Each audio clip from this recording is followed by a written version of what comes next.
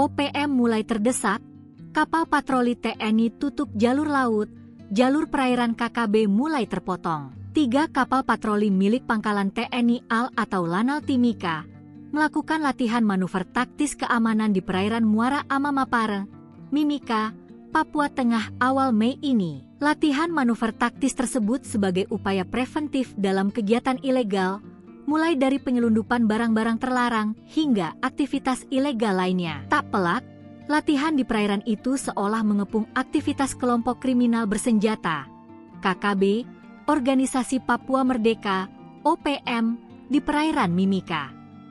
Seperti diketahui, Kabupaten Mimika seringkali dikaitkan dengan aksi OPM, seperti baku tembak, hingga seminggu yang lalu, pembakaran kamp Mimika yang diduga dilakukan oleh gerombolan OPM.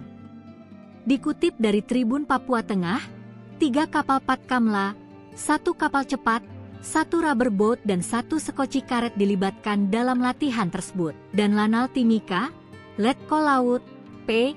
Benediktus Heri Murwanto, misi ini bukan sekadar latihan rutin. Heri mengungkapkan bahwa kegiatan ini bertujuan untuk melaksanakan patroli rutin sekaligus meningkatkan kualitas dan kemampuan personel melalui latihan mantak. Benediktus mengatakan bahwa latihan mantak ini juga bertujuan untuk mempersiapkan personel agar selalu siap jika dibutuhkan dalam operasi.